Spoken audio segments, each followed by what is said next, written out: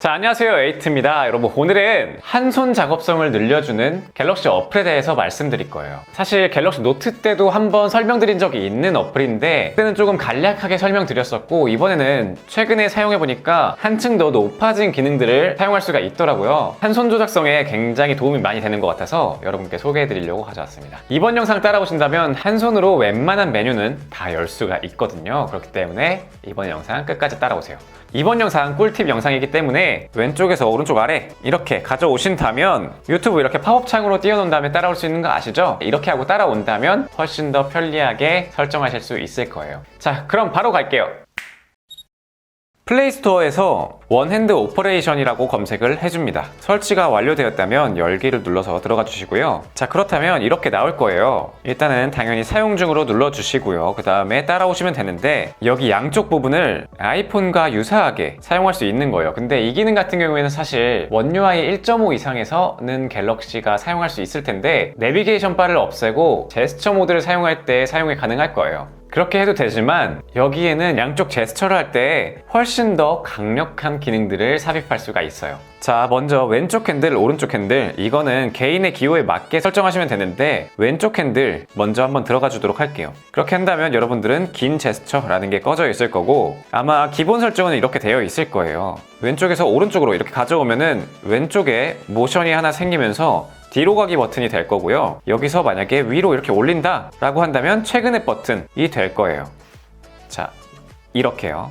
아래로 내릴 때에도 뒤로 가기 버튼으로 설정이 되어 있습니다. 이 부분은 근데 오른쪽도 똑같이 되어 있을 거예요. 저는 여기까지는 괜찮은데 이 긴 제스처를 선택했을 때 굉장히 강력한 것들이 많더라고요. 첫 번째로 설명드리면 왼쪽에서 오른쪽으로 수평하게 길게 누르고 있으면 빠른 도구 모음을 불러올 수가 있습니다. 한마디로 상단바를 빠르게 내릴 수가 있는 건데 이거를 위에까지 올라가지 않고서도 내릴 수가 있는 거예요. 그래서 이렇게 하고 있다가 뭐 볼륨 버튼 이렇게 쉽게 조절을 할 수도 있습니다. 근데 입만 벌리면 거짓말이 자동으로 나와. 그 다음에 안쪽으로 들어가서 빠른 도구 모음에 여기 톱니바퀴 표시를 누른다면 내가 원하는 것들을 추가할 수도 있고 내가 원하는 것들을 뺄 수도 있습니다. 그렇기 때문에 이 부분 굉장히 강력한 기능이라고 추천드리고 싶고요. 그 다음에 대각선으로 밀어 올린다면 작업 전환기, 지금까지 열었던 어플들 중에서 빠르게 선택을 할 수가 있는 거예요. 물론 이렇게 최근에 보기랑 똑같은 기능이긴 합니다.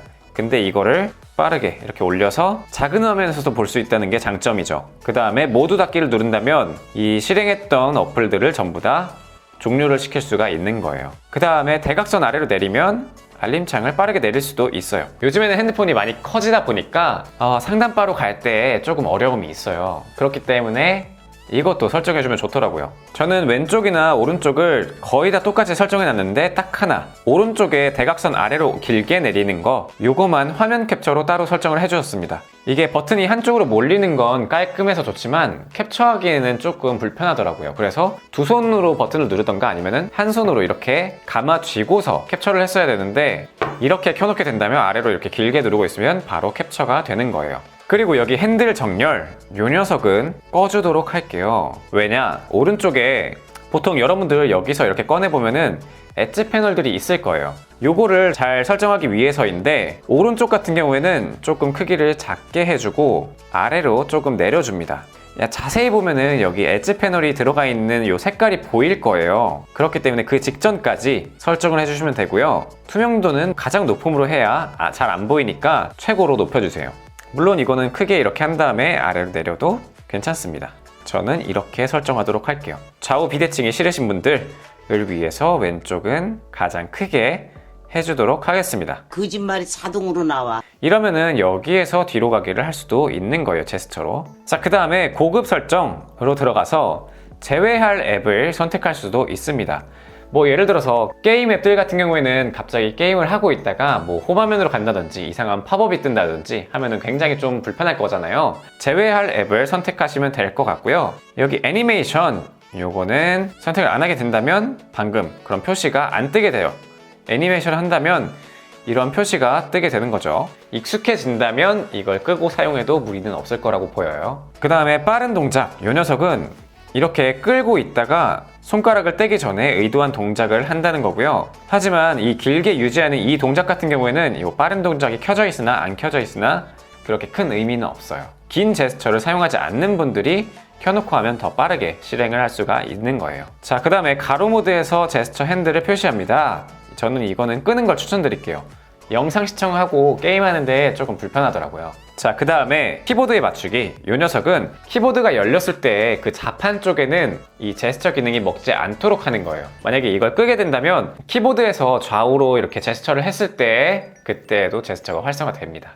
저는 이거는 끄는 걸 추천드리도록 할게요. 자, 그 다음에 터치 인식 영역. 이 녀석 같은 경우에는 저는 한 3분의 1 정도를 추천해요. 왜냐하면 실제로 사용을 했을 때 갤럭시 S20는 엣지가 조금 가파르게 되어 있어요. 엣지가 잘 느껴지지 않는다라고 할까요? 그렇기 때문에 제스처를 인식하는 그 부분이 조금 좁은 것 같더라고요. 그래서 조금 넓게 설정하는 걸 추천드리고요. 그 이전 모델 같은 경우에는 조금 줄여도 괜찮을 것으로 보입니다. 제스처 인식거리나 아니면 인식 시간, 개인이 사용해 보면서 조금 디테일하게 수정해 주시면 좋을 것 같아요. 자, 진동 세기 같은 경우에는 저는 제일 낮게 설정을 해놨어요. 생각보다 이 진동이 유쾌하지는 않더라고요. 자, 오늘 소개해드린 내용 잘 설정한다면 점점 커지는 이 핸드폰을 한 손으로 사용하는데 굉장히 불편함이 줄어들 거예요. 자, 여기까지 봐주신 분들에게 정말 감사드리고요. 좋은 하루 보내세요.